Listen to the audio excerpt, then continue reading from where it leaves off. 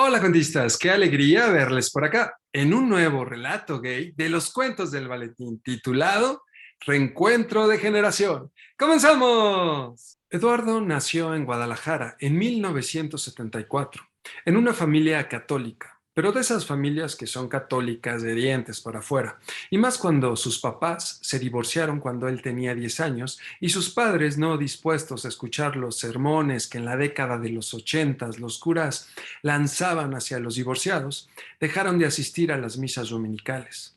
Él fue el menor de 3 hijos, todos hombres. En el momento del divorcio, Gerardo el mayor tenía 14 años, Memo el del medio tenía 12 y, como ya dije, Eduardo 10. El número de hijo que eres importa porque tus hermanos no tienen el estatus de autoridad que tienen tus padres, por lo que se puede decir que son tus colegas en el juego de la vida. Así que si eres el hermano menor, sientes que los trancazos no te llegan directamente a ti, sino que son amortiguados por los hermanos mayores, quienes por tener unos años más en esta tierra, consideras que tienen más experiencia y te guiarán respecto a qué hacer en los casos difíciles de la vida. Por lo menos lo piensas cuando eres niño. A Eduardo definitivamente le dolió la separación de sus padres y le costó trabajo acostumbrarse a tener dos camas distintas, una en la que dormía entre semana en la casa de la que su padre fue voluntariamente autoexpulsado y otra en donde dormía en el departamento de su padre los fines de semana y en donde conoció a una innumerable cantidad de novias de su progenitor. Muchas de ellas veinteañeras divertidas que especialmente lo consentían a él por ser el menor. Su papá tenía predilección por relaciones efímeras con jóvenes despreocupadas, con las que sus hermanos y él se divertían mucho. Eso sí, su hermano Gerardo, el mayor, les prohibió a Memo y a él decirles a su mamá, Estela, que les caían bien las novias de su papá, pues la primera vez que se lo dijeron, a su madre no le cayó en gracia. Y curiosamente fue Eduardo quien muy inocentemente le dijo que se la pasaron increíble en los juegos mecánicos del parque de diversiones maravillosas con su papá y una tal Marcela. ¿Quién es Marcela?, le preguntó su madre. La novia de mi papá, respondió Eduardo con naturalidad. Su mamá, aunque se quedó callada, corporalmente no pudo disimular su enfado, y más cuando salieron gritos furiosos provenientes de su cuarto, del cual tuvo la precaución de cerrar la puerta para que sus hijos no escucharan, pero sus gritos fueron tan fuertes que fue inevitable que estos no los alcanzaran a oír. Puedes acostarte con cuanta puta quieras, pero te prohíbo que les dejes a mis hijos a su cuidado. Su esposo le escuchó sin contradecirla, extrañado del reclamo de su ex esposa, una intelectual y periodista cultural quien presumía ante sus amistades que habían tenido un divorcio civilizado y libre de celos. Por supuesto, su padre no le hizo caso y siguió presentándoles a sus hijos novia tras novia. Y es que su padre tenía la peculiaridad de ser una de esas personas que se tomaban la vida con ligereza, de esa clase de personas de que tienen la capacidad de no tomarse nada personal, de esa clase de personas que no se acaloran en discusiones políticas, religiosas o filosóficas, porque han encontrado su pasión en vivir el momento. Lo único que realmente lo podía poner de mal humor era que el hambre lo invadiera, lo cual su ex esposa era especialista en provocarlo, ya que en los viajes prefería no comer por visitar un museo, lo cual a su en ese entonces marido era como darle un golpe directo en la cara. Pero ¿cómo vamos a dejar de comer las delicias culinarias de esta ciudad por estar viendo cuadros, mujer? Sí, muy bonitos, pero no es necesario tardarte las horas en su observación y análisis como tú lo haces, le decía Estela, quien lo miraba sorprendida de lo que consideraba banalidad en su marido. Así sus padres, quienes se enamoraron por ser apasionados de la vida y rebeldes de la hipócrita y doble moral de la sociedad tapatía, en los sesentas, al tiempo se separaron por los conflictos que surgían debido a la profundidad de Elena y la simpleza de Guillermo. Hoy, a sus 48 años, Eduardo agradece las dos visiones de la vida de sus padres, de las que aprendió la profundidad para analizar la vida y la simpleza para disfrutarla, en cuyos dos extremos coincidían con el valemadrismo hacia el qué dirán, del cual tiene varias lecciones y entre ellas está cuando a los 8 años empezó a reconocer que le gustaban los niños y de una forma muy natural le dijo a su mamá que se casaría con su amigo Miguel y esta en lugar de actuar como se esperaría de una madre tapatía en los 80s, la cual alarmada le hubiese hecho ver a su hijo lo incorrecto de su comentario, por el contrario, Estela le dijo: estás muy chiquito, pero cuando crezcas y sigues pensando igual y sobre todo, si tu amigo Miguelito también quiere, pues te casarás con él. Pero te aconsejo que mientras eso pasa, tú te dediques a jugar y a disfrutar. Aunque la naturalidad de las palabras de su madre también le trajeron unos buenos madrazos, porque al no tener ninguna advertencia respecto a que la homosexualidad era mal vista, Eduardo al día siguiente le dijo a su amigo Miguel: mi mamá me dijo que cuando crezcas y tú y yo queremos, nos podemos casar. Por supuesto, Miguel, quien escuchó cómo los demás compañeros del salón se burlaban, instintivamente empezó a golpear a Eduardo, hasta que una de las maestras del colegio, al verlos, lo separó, y al conocer el motivo de la pelea, fue corriendo a la dirección a dar santo y seña de la trifulca, por lo cual el director del colegio citó a la madre de Eduardo para leccionarla. Pero su madre, feminista y pro derechos de sus amigos gays que se dedicaban al teatro y a las artes plásticas, con mirada intimidante le dijo al director: usted es homofóbico. El director, por supuesto, no entendió la palabra y ante la imagen intelectual de la mamá de Eduardo, le aconsejó que para evitar peleas en la escuela, enseñara a su hijo que los niños no se pueden casar con los niños. Elena fingió asentir con la cabeza y esa tarde, al salir del colegio, hizo algo que la estricta moral de la sociedad tapatía en los 80s y aún en estos tiempos reprobaría, y fue a reunir a sus hijos y decirles que su tío Alberto, quien era su hermano consentido, se había ido a vivir a Estados Unidos principalmente por el rechazo de su familia, quien no aprobaba que le gustaran los hombres. Él vive en San Francisco felizmente con Tom, a quienes ustedes conocieron cuando fueron a Disneylandia. ¿Recuerdan lo amable y divertido que fue con ustedes? Y lo más importante de todo es que Tom ama a su tío Alberto. Y todo esto se los digo porque las personas les dirán que esto está mal, pero la realidad es que no es así. Muchas veces lo que les digan las personas son imbecilidades, así que no les crean a la primera, porque la sociedad es proclive a emitir juicios superficiales y les dirán que están mal muchas cosas, simplemente porque tiene miedo de las personas que piensan y viven diferente a como la sociedad dice que se debe pensar y vivir. Pero ustedes deben de entender que ustedes son dueños de su vida y deben de cuestionar si algo está bien o mal antes de emitir un juicio. Así que aunque la mayoría de los hombres se casan con mujeres y la mayoría de las mujeres con hombres, hay una minoría que quiere vivir con personas de su mismo sexo. Así que si en algún momento ustedes, hijos, descubren que son de esa minoría, no se sientan nunca mal por ello. Explicación un tanto complicada para que sus hijos, sobre todo Eduardo de 8 años, entendiera. Pero así era su madre, una intelectual que siempre les hablaba a sus hijos como a pequeños adultos. Por supuesto, a su esposo Guillermo no le gustó la reseña de la conversación y con un instinto protector les dijo a sus hijos: miren, su madre tiene sus ideas, pero la realidad es que los maricones no son bien vistos en esta sociedad.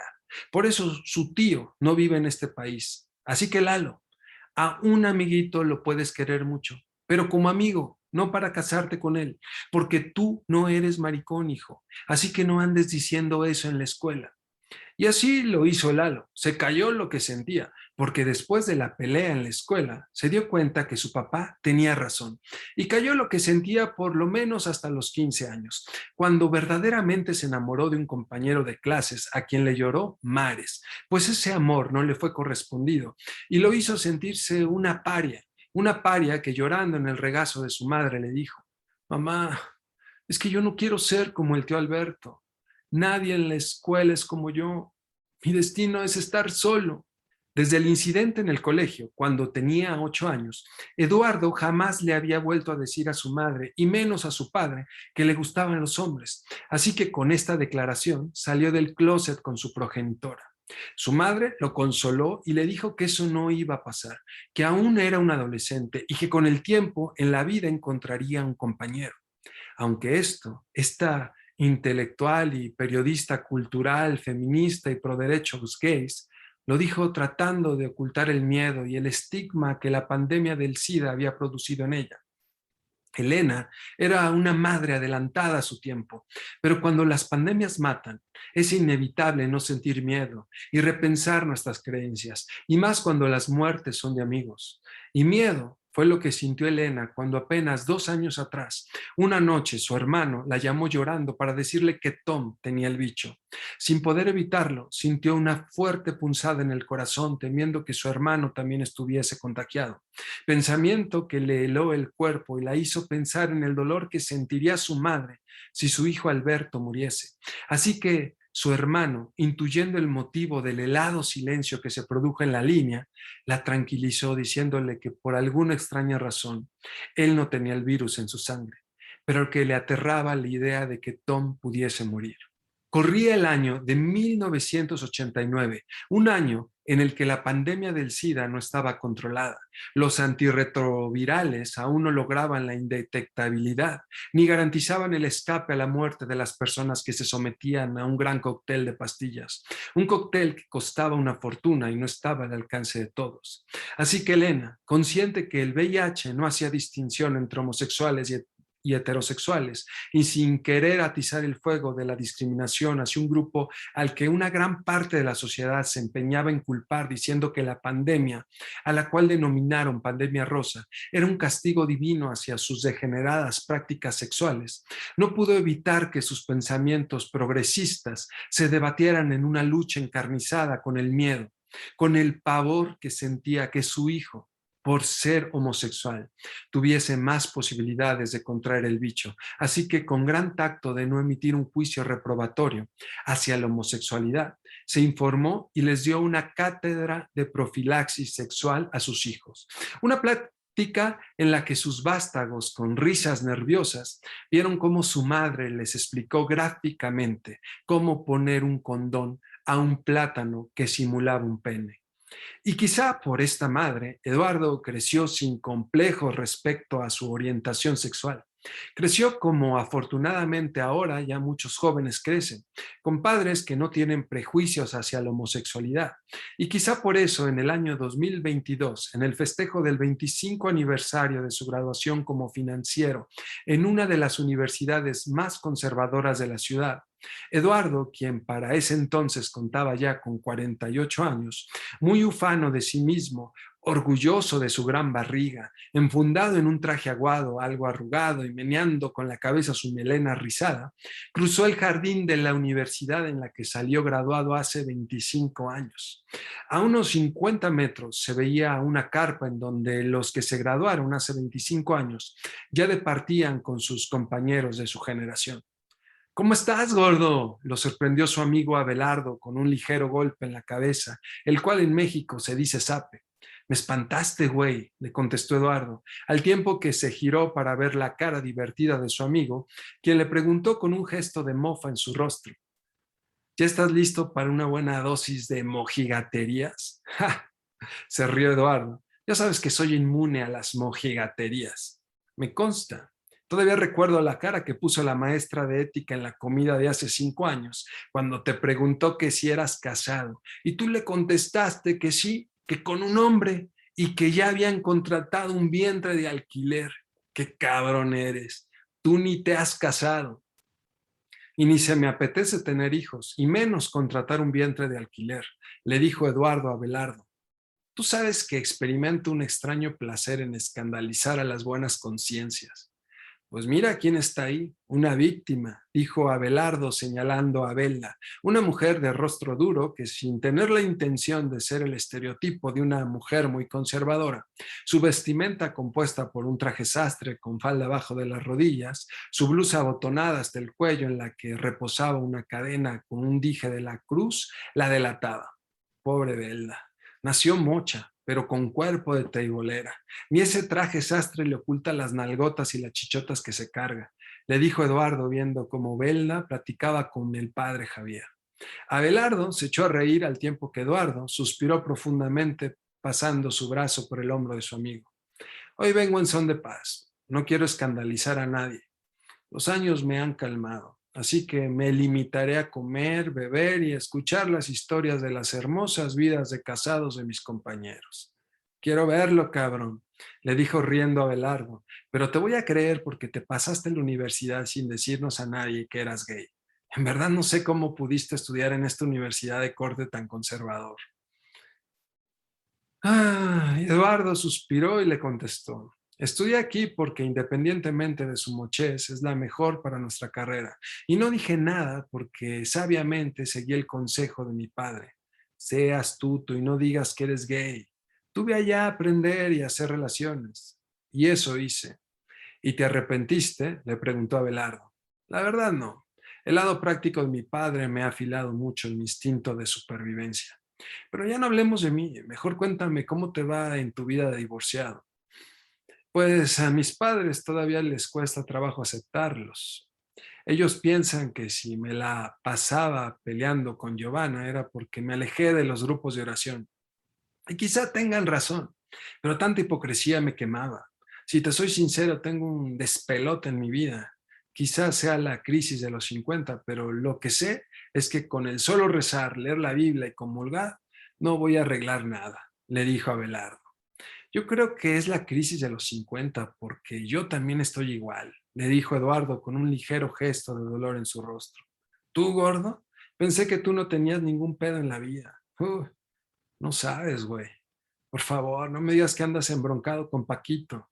Mira que ustedes dos son mi ejemplo de pareja gay. Ya llevan como 10 años juntos, ¿no? 12. Pero, no, gordo, no te puedes separar. Créeme que por ustedes mis papás ya no juzgan tan duramente a los gays. Si tus padres supieran mi vida, me mandarían a la hoguera, le contestó Eduardo con una risa que delataba sorna. Tenlo por seguro que no les gustaría nada saber que tienes una relación abierta, pero mientras estés con Paquito, te tendrán en un pedestal. ¿Lalo? Preguntó entusiasmada una señora de unos 50 años que se veía de 40 por el botox en su rostro y quien, cuidando que sus tacones no se enterraran en el pasto, sorpresivamente llegó hasta donde estaban los dos amigos.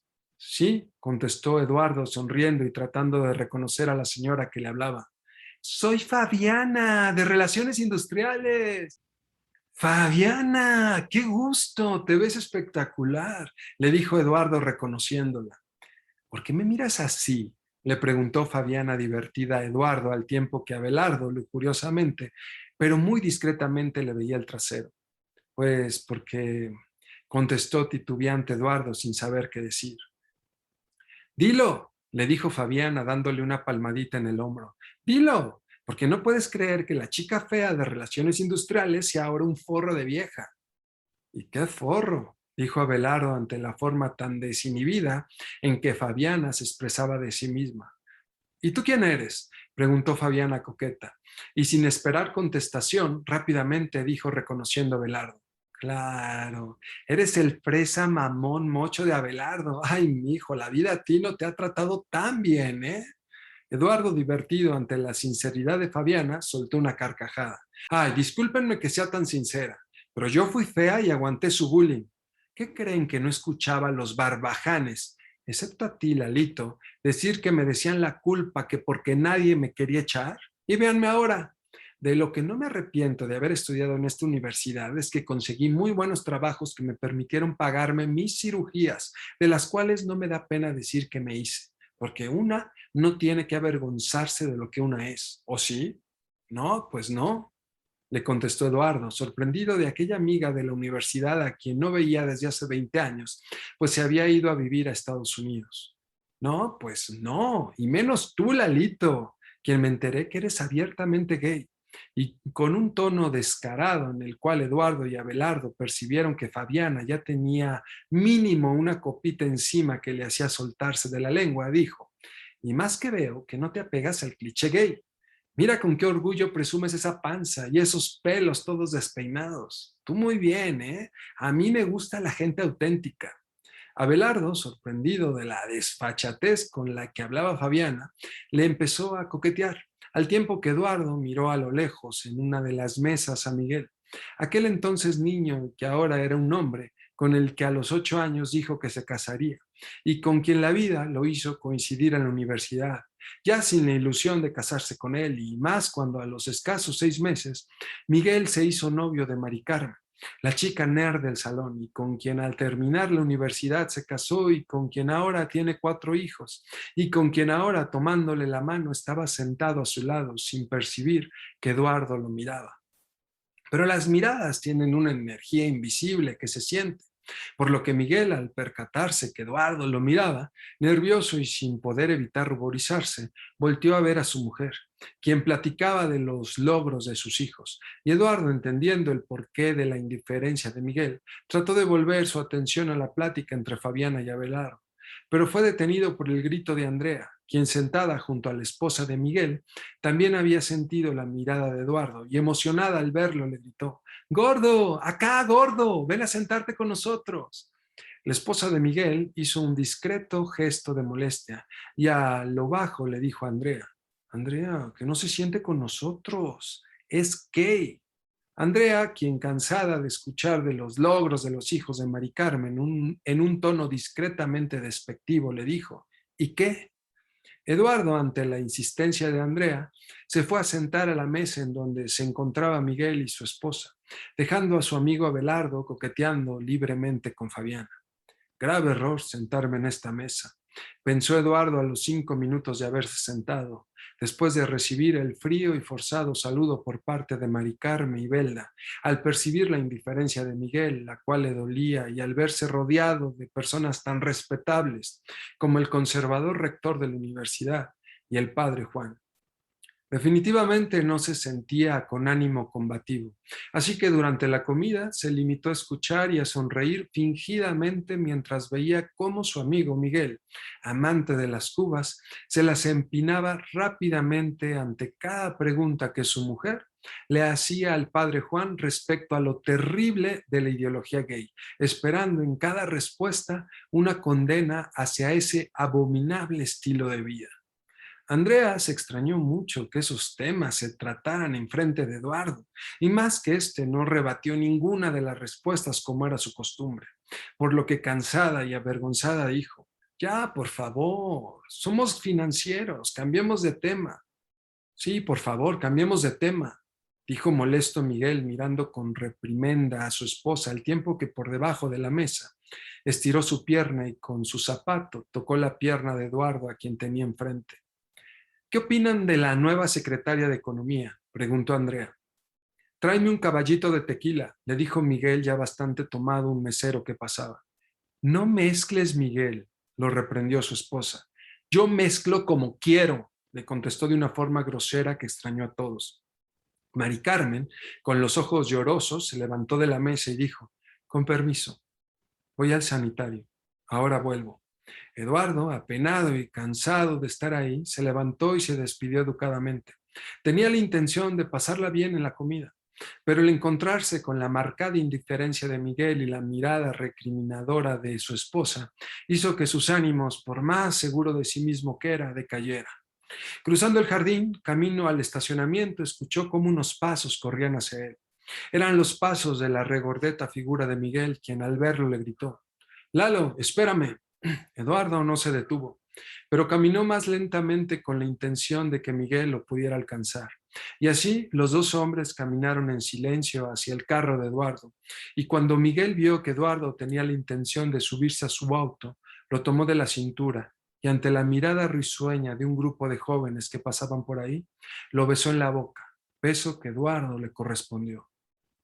«¿Por qué me haces esto, Miguel?», gritó con los ojos llorosos Mari Carmen, viendo la regordeta figura de su marido besando a la regordeta figura de Eduardo. Miguel la miró apenado y, mareado por el alcohol, no pudo pronunciar palabra alguna, por lo que se limitó a escuchar el reclamo de su mujer.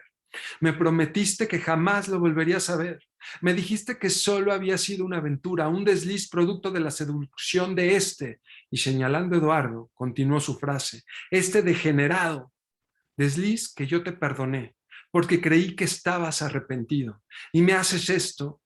Mari Carmen salió corriendo hacia los jardines y tras ella se fue Miguel, dejando a Eduardo solo y aún temblando de amor por el beso de Miguel y a la vez apenado y sintiéndose culpable por las lágrimas de aquella mujer que toda la universidad y toda su vida de casada se había dedicado a amar a su marido.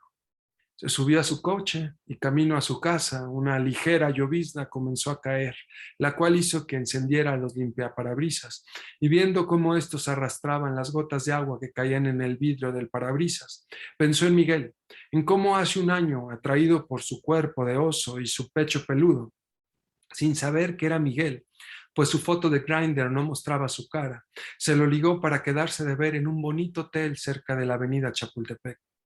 Te prometo que no le diré a nadie. Ya estás aquí, así que, ¿qué te parece si terminamos lo que iniciamos? Le preguntó Eduardo a Miguel cuando lo vio abrir la puerta del cuarto en que se quedaron de ver. Eduardo ama a su novio Paco, pero ya desde hace 5 años tenía una relación abierta, por lo que Eduardo de vez en cuando tenía aventuras sexuales haciendo uso de la membresía pareja abierta que tenía con su novia. Pero era una membresía que solo incluía sexo, no enamoramiento. Así que a los 2 meses de frecuentes encuentros con Miguel, los dos hombres se sorprendieron completamente enamorados uno del otro. Miguel era consciente de que no dejaría a su mujer y que no deseaba decirles a sus hijos que era homosexual. Y Eduardo tampoco estaba dispuesto a dejar a Paco, a quien amaba inmensamente con un amor maduro. Pero aún así, los dos hombres, embebidos por el fuego de la pasión de los amores nuevos, siguieron su relación hasta que a los 8 meses, Eduardo, sintiéndose terriblemente culpable con Paco, pues en su acuerdo no estaba escrito el poliamor que va más allá de encuentros sexuales. Además que el tiempo, esa magnitud física que mide la duración o separación de acontecimientos, no podía fragmentarse en su deseo de estar el mismo tiempo con Paco como con Miguel.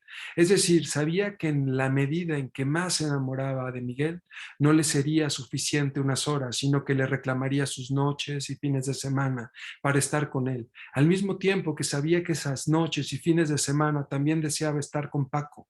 Así que ante la imposibilidad de vivir en universos paralelos, se sintió incapaz de manejar sus emociones y comprendió a su madre, aquella intelectual que se sentía capaz de tener un divorcio al que llamaba sano y maduro, pero que le hacía estallar en celos cuando se enteraba que su marido andaba con jovencitas a las que les doblaba la edad. Por lo que 2 meses antes de la comida de generación, Eduardo decidió terminar la relación con Miguel, lo que hizo que éste, enloquecido, no prestara atención a las precauciones que se deben de tener ante un amor oculto, por lo que su mujer, Mari Carmen, le descubrió sus conversaciones por WhatsApp web que tenía con Eduardo, provocando en ella una mezcla de furia, celos y ansiedad que después de conseguir que su temeroso marido, bañado en lágrimas y de rodillas, le pidiera perdón, la llevó a enfrentar a Eduardo, ordenándole que jamás se volviera a acercar a su marido, quien era un padre de familia que por su perversa influencia se había apartado del camino de Dios, pero que gracias a ella había vuelto y no iba a permitir que un gay como Eduardo lo volviera a alejar de Dios. Cuando Eduardo llegó a su casa, aún llovía, por lo que entró un poco mojado a la sala en donde Paco, en pantuflas, apartando la mirada del libro que leía, lo miró y le preguntó: ¿cómo te fue? En un tono carente de la euforia que da el enamoramiento cuando se ve al ser amado, pero sí lleno de esa familiaridad, paz y confianza que da el amor tranquilo que se tiene con aquella persona con la que ya se han vivido muchas navidades, cumpleaños, celebraciones, sinsabores, desacuerdos y dificultades juntos. Y Eduardo, viendo a su hombre ya con una evidente calvicie, se acercó, lo besó, se arrodilló y sin ningún anillo en su mano, pero con ojos llenos de amor, le dijo: ¿te casarías conmigo? Paco, sorprendido, pero consciente que tenía enfrente al que consideraba el amor de su vida, le contestó: claro. Y sin fuegos artificiales se fueron a su cuarto a hacer el amor. Un amor carente de cuerpos estereotipados. Un amor carente de clichés que dictan recámaras que se llenan de fuegos artificiales. Pero sí un amor muy particular. Un amor muy de ellos y lleno de amor. ¿Y el final de la historia? Pues una vida humana puede terminar, pero la vida sigue, así que en esta historia lo único que les puedo decir es que en el 2022 Paco y Eduardo preparan su boda, al igual que la mamá de Eduardo, quien en las vueltas que da la vida se volverá a casar con su ex marido Guillermo, el papá de Eduardo, boda a la que asistirá su tío Alberto con su pareja ya de muchos años, Tom, el cual, gracias al avance de la ciencia, la toma de una sola pastilla al día en lugar del cóctel que tomaba en los 90, lo mantiene vivo y aún enamorado de Alberto, quien lo acompañó en sus noches más oscuras. Miguel y Mari Carmen siguen juntos, van a misa y Mari Carmen ha decidido ignorar las miradas que su esposo discretamente le echa a los hombres y sueña con la boda de su hijo mayor, del cual espera que pronto la convierta en abuela.